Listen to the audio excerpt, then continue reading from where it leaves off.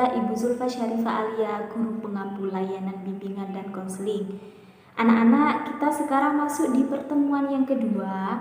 Kita akan membahas tentang materi belajar efektif dan efisien. Ibu harap anak-anak sudah menyiapkan buku tulis dan alat tulisnya masing-masing supaya nanti ketika ada materi yang penting anak-anak bisa menulis di buku tulisnya masing-masing. Untuk selanjutnya, marilah kita menyaksikan materi belajar efektif dan efisien. Baik anak-anak, kita langsung masuk pada materi, yakni belajar efektif dan efisien.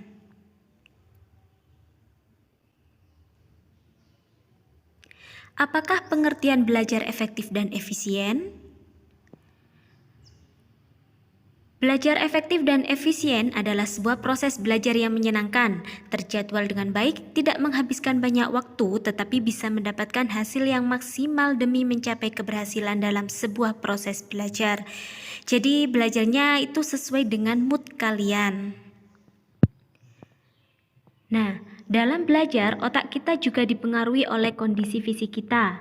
Kalau kondisi fisik kita capek, otak kita tidak dapat bekerja dengan maksimal. Kalau otak kita tidak bekerja dengan maksimal, informasi yang kita terima tidak dapat disimpan dengan baik oleh ingatan kita. Akibatnya, informasi yang pernah kita terima tidak dapat kita pergunakan lagi saat kita membutuhkannya.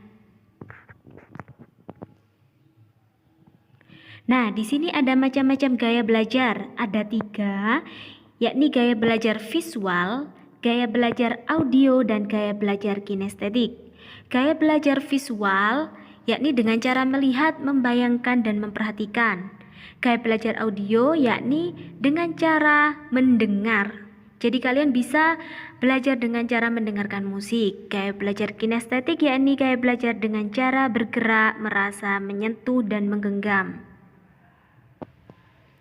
Rencana jadwal belajar yang efektif. Jadi kalian harus punya rencana ketika kalian ingin mempunyai gaya belajar yang efektif. Yang pertama, beri waktu yang cukup untuk tidur, makan, dan kegiatan hiburan.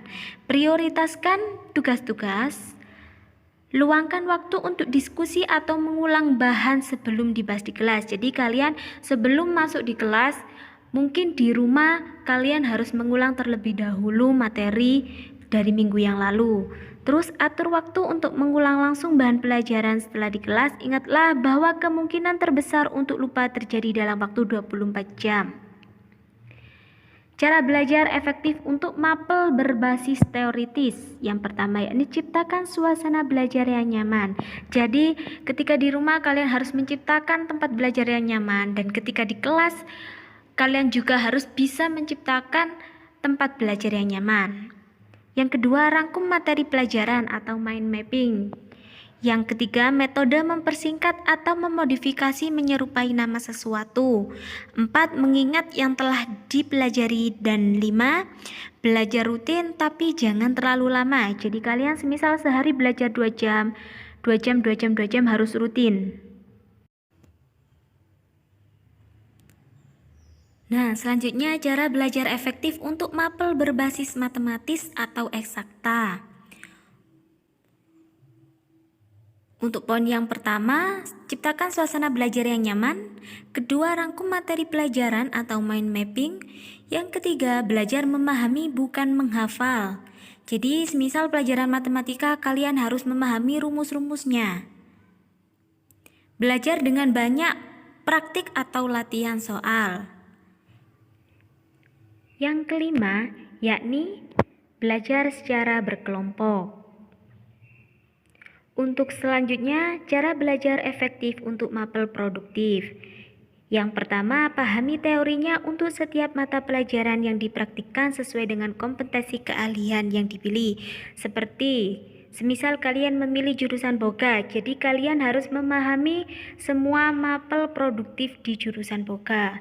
Yang kedua, buat peta pikiran atau mind mapping untuk memudahkan memahami dan mempraktikkan teorinya, sehingga ketika dipraktikkan akan lebih cepat untuk dipahami. Yang ketiga, perhatikan setiap instruksi atau arahan dari guru atau instruktur praktikum dengan benar dan ikuti setiap tahapannya. Yang keempat, pelajari dan pahami betul setiap tahapan dalam praktikum ke-1, kedua, dan seterusnya saling terkait. Jadi kalian kalau belum paham yang pertama silakan ditanyakan. Karena kalau kalian tidak paham di praktikum pertama akan berpengaruh ke praktikum selanjutnya. Yang selanjutnya ini pelajari ulang mind mapping setiap tahapan praktikum dan terus latihan. Anak-anak, itu tadi materi tentang belajar efektif dan efisien.